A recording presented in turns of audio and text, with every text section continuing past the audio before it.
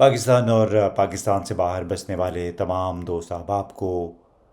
چھوٹوں بڑوں کو، السلام علیکم جناب۔ لاہور ہائی کورٹ نے حکام کو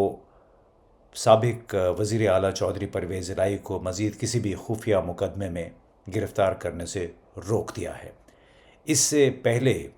ایک خصوصی بینکنگ عدالت نے چودھری پرویز الہی کو ضمانت بھی دے دی تھی 11 جولائی کو، لیکن اس ضمانت پہ عمل درآمد کے معاملے میں ایک بار پھر تکنیکی نکات کو بنیاد بنا کر ان کی رہائی عمل میں نہیں آئی۔ آئی جی جیل خانہ جات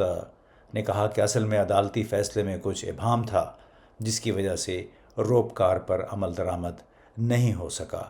اور عدالت نے، لاہور ہائی کورٹ نے، بلکہ خصوصی عدالت نے اسی معاملے پہ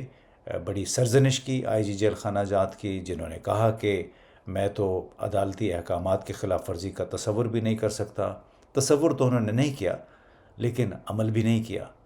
اور اسی وجہ سے 19 جولائی کو انہیں بلا لیا گیا ہے۔ اب لاہور ہائی کورٹ کا بھی فیصلہ آ گیا ہے کہ مزید کسی مقدمے میں اور کسی خفیہ مقدمے میں گرفتار نہ کریں۔ اب اس صورتحال کو دیکھ کے میں نے بطور صحافی، بطور ایک رائٹر، ایک فیصلہ کیا ہے فائنلی۔ ایک 1.25 سال 1.5 سال یہ تمام حالات دیکھ کر ایک فیصلہ کر لیا ہے، اور وہ فیصلہ کیا ہے وہ میں آپ کو بعد میں بتاتا ہوں۔ لیکن اب یہ دیکھیے کہ شہریار آفریدی، علی محمد خان، عمر سرفراز چیمہ، سینیٹر اعجاز چودھری، میاں محمود رشید، اور بہت سارے نام ہیں ان سب کے ایسے ہی مقدمے ہیں، جیلوں میں پھنسے ہوئے ہیں، اور ان کی رہائی کی فی الحال کوئی امید نہیں ہے، نہیں انہیں کوئی ریلیف ملنے کی توقع ہے۔ اس کے ساتھ پی ٹی آئی کے چیئرمین عمران خان بھی ایک مقدمات کے گرداب میں پھنسے ہوئے ہیں، یعنی اسی ہفتے کے شروع میں انہوں نے ایک ہی دن میں کوئی 11 پیشیاں بھگتائیں اسلام آباد میں۔ اس پہ ڈاکٹر معید پیرزادہ نے ایک اپنا تفصیلی وی لاگ بھی کیا، اور بنیادی طور پہ اندازہ لگائی کہ ایک دن میں اگر ایک شخص کو، ملزم کو، یعنی سابق وزیر اعظم جو کہ بین الاقوامی طور پہ ایک سیلیبریٹی ہے، جانا جاتا ہے، بڑی کرشماتی ایک اس کی شخصیت ہے، ایک دن میں اس کو 11 مقدمات میں پیش ہونا پڑتا ہے، جس کا تعلق دہشت گردی سے بھی ہے، اور جس کا تعلق بغاوت سے بھی ہے، اور پھر کرپشن سے بھی ہے۔ اب تو آپ کو معلوم ہے کہ نیب کے تحت جو نئے قوانین کے باوجود القادر ٹرسٹ میں ان کو بار بار تنگ کیا جا رہا ہے، اس کو کرپشن کی بنیاد، اور معلوم نہیں کہ اور ابھی کون کون سے کیسز پڑے ہوئے ہیں ان کے خلاف، کیونکہ جب ایک کیس میں ضمانت ہوگی تو دوسرے کیس میں پھر ان کو گھیر لیا جاتا ہے۔ یہ ایک بڑا لگتا ہے کہ نا ختم ہونے والا سلسلہ ہے۔ اب اس کی سب سے بڑی مثال میں سمجھتا ہوں اسی ہفتے کے شروع میں اس وقت سامنے آئی جب 9 مئی کو عمران خان کی گرفتاری سے متعلق مقدمے کا تفصیلی فیصلہ آیا سپریم کورٹ کی طرف سے، اور اس بینچ کی قیادت ظاہر چیف جسٹس عمر عطا بندیال کر رہے تھے۔ اب اس فیصلے کو دیکھنے کے بعد بھی میں نے اپنا ایک فیصلہ کیا، وہ فیصلہ میں بتاتا ہوں آپ کو، لیکن عمر عطا بندیال اور ان کے دوسرے 2 ججوں نے جو فیصلہ دیا اس میں یہ کہا گیا کہ 9 مئی کو عمران خان کی گرفتاری غیر قانونی تھی، یعنی یہ وہ تفصیلی فیصلہ تھا جو کہ ابتدائی مختصر فیصلے کے بعد آیا، اور اس میں انہوں نے کہا کہ جس انداز میں ان کو گرفتار کیا گیا عدالت کے احاطے سے، وہ بالکل غیر قانونی تھا۔ اگر ایسے ہی ہوتا رہا مستقبل میں تو ظاہر ہے پھر عوام کا اور خاطر ملزمان کا، جو کہ خود کو سرنڈر کرنا چاہتے ہیں، قانون کے سامنے پیش ہونا چاہتے ہیں، ان کا پاکستان کے نظام پہ اعتماد اٹھ جائے گا۔ کوئی پھر اس قانونی از خود، یعنی رضاکارانہ طور پہ گرفتاری نہیں دے گا۔ ان حالات میں ظاہر ہے کوئی بھی خود کو مصیبت میں نہیں ڈالنا چاہتا، لیکن اس فیصلے کی سب سے بڑا نقص میں کہوں گا وہ یہ تھا کہ 9 مئی کو عمران خان کو گرفتار تو کیا گیا، اور سب نے دیکھا کس انداز میں گرفتار کیا گیا. انہوں نے جو پولیس رینجرز تھے یا ایف سی تھی میرا خیال ہے، انہوں نے باقاعدہ اس کمرے کے شیشے توڑے، دروازہ توڑا زبردستی، جس میں عمران خان موجود تھے. وہ اپنی حاضری لگانے کے لیے گئے ہوئے تھے، بایو میٹرکس وغیرہ کروا رہے تھے، اور دروازہ توڑ کے ان کو وہاں سے پھر زبردستی نکال کے لے جایا گیا. اب ظاہر ہے یہ بھی قانون کی خلاف ورزی تھی. یعنی ایک سرکاری فوج ایک احاطہ عدالت میں آئی ہے اور ایک کمرے میں موجود، جس کمرے کو کنڈی لگی ہوئی ہے کیونکہ ایک ملزم جو ہے اپنی حاضری لگا رہا ہے، اپنے جو ضابطے کی کارروائی ہے وہ پوری کر رہا ہے، اور اس دروازے اور شیشے کو توڑ کے 2-3 درجن لوگ ہیں وہ ایک شخص کو وہاں سے اٹھا کے لے جاتے ہیں. تو سپریم کورٹ کے فیصلے میں اس بات کا کوئی ذکر نہیں ہے کہ یہ گرفتاری کس انداز میں اور کس کے حکم پہ عمل میں آئی، اور سب سے بڑی بات کہ جس کے حکم پہ عمل آئی اور جو لوگ اس میں ملوث تھے ان کے لیے سزا کیا ہے. سزا کوئی تجویز نہیں کی گئی اس میں. صرف معاملے کا ایک پہلو ہے، اور وہ یہ کہ گرفتاری غیر قانونی طور پہ عمل میں آئی ہے. آئندہ ایسا نہیں ہونا چاہیے. لیکن اس فیصلے یعنی گرفتاری کے حکم میں جو لوگ ملوث تھے، اس کے گرفتار کرنے کے عمل میں جو لوگ انوالو تھے، ان کے حوالے سے اس فیصلے میں کچھ نہیں کہا گیا، جس کا ایک بڑا واضح مطلب ہے کہ سپریم کورٹ کے چیف جسٹس اور ان کے جج ساتھیوں کو بھی اپنی کم مائگی نہیں کہوں گا، لیکن اپنی حیثیت کا احساس ہو گیا کہ اس وقت عدالتیں اصل میں دراصل بے معنی ہو گئی ہیں. یعنی وہ جو مرضی کہہ لیں. دیکھیں نا، پنجاب میں الیکشن بھی نہیں ہوئے 14 مئی کو جو کہا تھا عدالت نے. تو اس طرح اگر آپ سامنے رکھیں ان تمام باتوں کو تو انسان ایک ہی نتیجے پہ پہنچتا ہے کہ جب یہ ان تمام لوگوں کے ساتھ جو کہ اس وقت موجودہ نظام کے خلاف ہیں، موجودہ نظام کے ساتھ ہم آہنگ نہیں ہیں، اگر وہ یوں ہی بار بار گرفتار ہوتے ہیں، بار بار ان کی ضمانت پہ رہائی کا حکم آتا ہے، پھر وہ گرفتار ہو جاتے ہیں، تو اس سے تو ایک بہت واضح سبق ہے ہم سب کو ملنا چاہیے. وہ یہ کہ عدالتیں جو مرضی کر لیں، ان لوگوں کو بے دست و پا رکھا جائے گا، ان لوگوں کو محبوس رکھا جائے گا، اور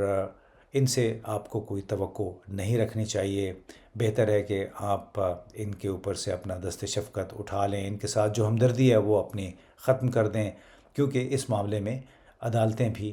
بے بس ہو گئی ہیں. اب سوال یہ پیدا ہوتا ہے کہ ایک ایسی صورتحال میں جب کہ کوئی اہم عدالتی فیصلہ، کرٹیکل عدالتی فیصلہ اگر نہیں مانا جاتا، اس پہ عمل درآمد نہیں ہو رہا ہے، اور وہ تمام لوگ جو کہ ابھی بقول ہمارے دوستوں کے پریس کانفرنس کرنے سے گریزاں ہیں، پریس کانفرنس پہ آمادہ نہیں ہوئے. آپ کو معلوم ہے یہ بھی ایک استعارہ بن گیا ہے کہ اگر تو آپ ایک پریس کانفرنس کر دیں تو اس کا مطلب ہے کہ آپ نے پی ٹی آئی چھوڑ دی ہے، پی ٹی آئی کی سپورٹ ختم کر دی ہے، اور آپ اب عمران خان کے ساتھ نہیں ہیں. تو اس صورت میں آپ کی جان خلاصی ہو سکتی ہے. آپ کو جو ڈیٹینشن یعنی آپ کی نظر بندی ختم ہو جائے گی، مقدمات پہ بھی وہ کہتے ہیں نا ہاتھ ہولا رکھا جائے گا، اور آپ کو مزید جو قید تنہائی ہے اس کی زحمت نہیں برداشت کرنی پڑے گی. تو اس تمام تر صورتحال کو سامنے رکھتے ہوئے میں نے سوچا کہ جب اگر فیصلہ یہ ہوا ہے اعلیٰ ترین لیول پہ کہ عدالتیں جو مرضی کہہ لیں، کام وہی ہونا ہے جس کا فیصلہ کیا گیا، اور وہ یہ کہ آئندہ انتخابات ہونے ہیں. آئندہ انتخابات میں پی ٹی آئی کو بالکل تنہا رکھنا ہے. اس کو عملاً میں قانوناً نہیں کہہ رہا کہ اس کو شرکت کی اجازت نہیں ملے گی، اس کو امیدوار نہیں ملیں گے. اب اعظم نذیر تارڑ صاحب جو خصوصی معاون ہیں وزیر اعظم کے، انہوں نے بھی بڑے واضح طور پہ کہہ دیا کہ کسی جماعت پہ پابندی نہیں لگنی ہے، اور نہ ہی لگنی چاہیے. اور بہت سارے اور سیاستدانوں نے بھی یہی کہا کہ پابندی نہیں لگے گی، نہ ہی وہ اس کے حق میں ہیں. لیکن ان میں سے کسی نے یہ نہیں کہا کہ ہم پی ٹی آئی کے لیے میدان کھلا چھوڑیں گے، ان کے خلاف جو کارروائیاں جاری ہیں وہ ختم کریں گے. سو اس سے ایک بڑی بات واضح ہوتی ہے جو اعظم نذیر تارڑ صاحب نے کہی کہ پابندی نہیں لگے گی، لیکن ان تمام لوگوں کے گرد گھیرا ضرور تنگ ہوگا جو پی ٹی آئی کے ٹکٹ پہ انتخاب لڑنا چاہیں گے۔ اور ظاہر ہے انتخاب لڑنے کے بہت سارے مراحل ہوتے ہیں۔ وہ مرحلہ سب سے پہلے تو یہ کہ آپ نے اپنے ارادے کا اظہار کیا کہ میں نے پی ٹی آئی کے ٹکٹ پہ انتخاب لڑنا ہے، جب اس کے بعد پھر آپ نے کاغذات نامزدگی داخل کرانے ہیں، اس کے ساتھ ساتھ آپ نے اپنے جو پروپوزر ہوتے ہیں ان کو بھی ساتھ لے کے آنا ہے، پھر آپ کا کورنگ کینڈیڈیٹ ہوگا۔ تو اب بات یہ ہے کہ کیا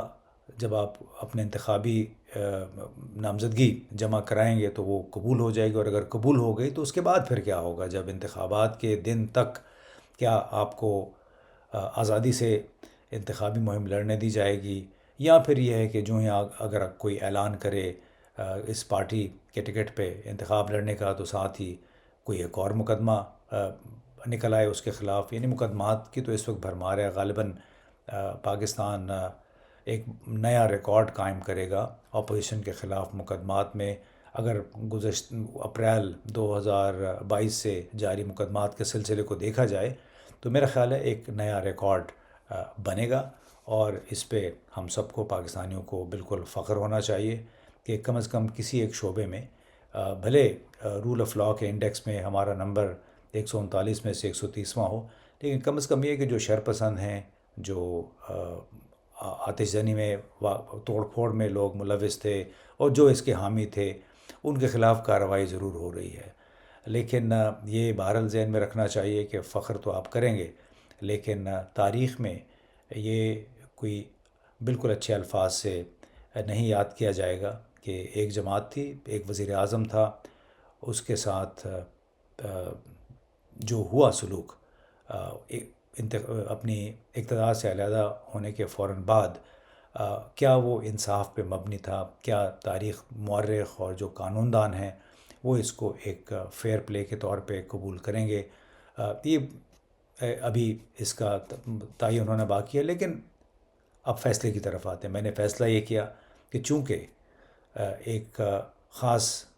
منصوبہ ہے، پلاننگ کے تحت موجودہ حالات آگے چل رہے ہیں، اب تو انتخابات بھی ہو جائیں گے، امید ہے، کیونکہ شہباز شریف صاحب نے، وزیر اعظم نے بھی کہہ دیا ہے کہ ہم اگست میں اسمبلیاں تحلیل ہو جائیں گی۔ اب وہ انتخابات کیسے ہوتے ہیں وہ بہت بڑا سوال ہوگا، لیکن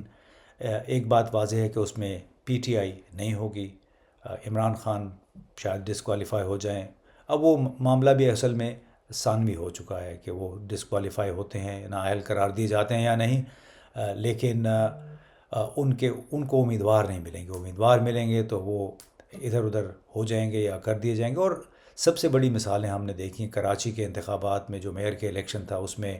کیا ہوا، کس طرح 32 امیدوار تھے وہ غائب ہو گئے، یا آئے نہیں، یا ان کو ڈرا دھمکا کے روک لیا گیا، یا پھر کچھ دے دلا کے خاموش کرا دیا۔ یہی کچھ گلگت بلتستان میں بھی ہوا ہے، اور یہ بنیادی طور پہ ٹریلر ہے ہمارے آئندہ الیکشن کے۔ اگر الیکشن ہو گئے تو اس میں بھی کوئی بعید نہیں ہے کہ یہی فارمولہ اپلائی کیا جائے کہ جو بھی اگر بدقسمتی سے، غلطی سے کوئی پی ٹی آئی کے لوگ اگر آ بھی گئے اس الیکشن میں، تو پھر ان کے ساتھ وہی کچھ ہوگا جو کراچی میں P T I Jamaat Islami کے لوگوں کے ساتھ ہوا، جو گلگت بلتستان میں ہوا۔ اور میرا خیال ہے اب کسی کو اس میں غلط فہمی نہیں ہونی چاہیے۔ لہٰذا اسی بنیاد پہ میں نے یہ فیصلہ کیا ہے کہ آئندہ میں اس پلیٹ فارم سے پاکستان میں جاری عدالتی پروسیس، چاہے وہ پی ٹی آئی سے متعلق ہے، چاہے این لیگ سے متعلق ہے، جو بھی عدالتی کارروائیاں ہیں ہماری حکمران اشرافیہ کے حوالے سے، موجودہ اور سابقہ حکمران اشرافیہ کے حوالے سے، ان سے جڑے ہوئے لوگوں کے ساتھ، ان مقدمات پہ اب میں نے کامنٹری نہیں کرنی ہے، کیونکہ ایسے لگتا ہے کہ یہ بالکل ایک فضول وقت ضائع کرنے والا عمل ہے۔ ہم ان مقدمات کے میرٹس پہ اگر گفتگو کرتے ہیں، ان کا تجزیہ کرتے ہیں، تو بالکل اپنا وقت، اپنی توانائی ضائع کرنے کے مترادف ہے، کیونکہ آپ جو مرضی کہہ لیں، عمر عطا بندیال صاحب اور ان کے 2 ججوں نے 9 مئی کے حوالے کی، عمران خان کی گرفتاری کے حوالے سے جو فیصلہ دیا، اس سے بڑا واضح ہو گیا کہ اس واقعے کے بعد اور اس وقت جو نظام ہے اس میں ہماری عدالتیں بھی عملاً اب بے بس ہو گئی ہیں اور وہ بھی بچ بچا کے چل رہے ہیں۔ اللہ کرے کہ اس نظام کے تحت پاکستان کے عوام کا کچھ بھلا ہو جائے، ان عوام کا جن کے کندھوں پہ سوار ہو کے یہ لوگ ایوانہ اقتدار میں پہنچتے ہیں، وزیر اعظم، وزیر اعلیٰ، وزیر بنتے ہیں، ارکان اسمبلی بن جاتے ہیں، لیکن عوام کی حالت جو ہے وہ بدلنے کو نہیں ہے۔ اور امید یہ کرنی چاہیے، دعا کرنی چاہیے کہ اللہ رحم کرے 24-25 کروڑ عوام کی حالت زار پہ، ان کی جو غالب اکثریت ہے، اور شاید نئے نظام کے ذریعے، اس نظام کے ذریعے جس میں عدالتیں اپنی حیثیت عملاً کھو چکی ہیں، اس کے ذریعے عوام کو کچھ ریلیف مل جائے۔ میں بھی آئندہ کسی بھی عدالتی فیصلے پہ کوئی کامنٹری نہیں کروں گا، یہ میرا آپ سے وعدہ ہے۔